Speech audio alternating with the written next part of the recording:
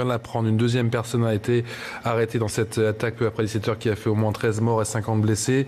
On a identifié une personne, il s'agit de Driss Oukabir, affirme à l'AFP un porte-parole du syndicat Unité de policiers. Un homme portant ce nom avait posté sur sa page Facebook consultée par l'agence France Presse avant qu'elle ne devienne inaccessible vers 21h des photos le montrant sur la plage, d'autres devant un miroir, une image du drapeau berbère, peuple à présent notamment au Maroc, mais aussi en Algérie. En Algérie, vous découvrez justement ce cliché qui a été posté sur Facebook par cet homme, je vous rappelle son nom, Driss Oukabir. On a donc, mon cher Marc Ezrati, une confirmation de cette personne donc, qui a été identifiée.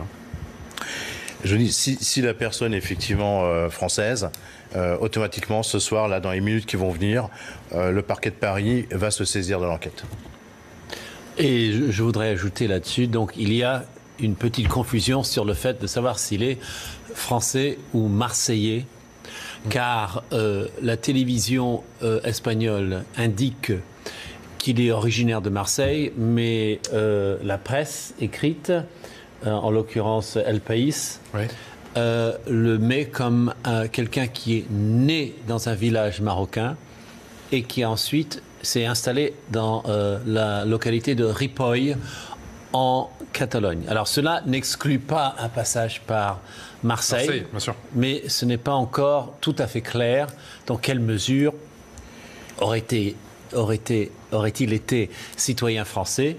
Et d'ailleurs, j'ai plutôt tendance à en douter puisque les journaux mentionnent son titre de séjour en Espagne et qu'il avait une espèce de titre de séjour qui ne semble pas adapté à un citoyen de l'Union européenne. Mais bon, tout ceci sera mis au clair dans les heures à venir. Marc Ezrati. Je rajoute que même si cet individu réside ou a résidé un temps à Marseille, il est fort probable que malgré tout la justice française va s'y intéresser et va être associée à l'enquête espagnole. Et puis, on ne le sait pas encore. Là, on a très peu d'informations. On nous parle de 13 morts, de 50 blessés. C'est un bilan qui va évoluer peut-être probablement encore dans la soirée. On ne connaît pas l'identité des victimes. On ne connaît pas la nationalité des victimes de cet acte. Donc, il faut laisser un petit peu le temps là, se faire parce qu'on a, pour l'heure, relativement peu d'informations. Merci Marc Ezrati. Vous restez bien entendu avec nous. Il est 21h25 et on suit cette situation depuis 17h sur CNews. Peu après 17h, cette fourgonnette qui a donc déboulé et qui a foncé sur la foule.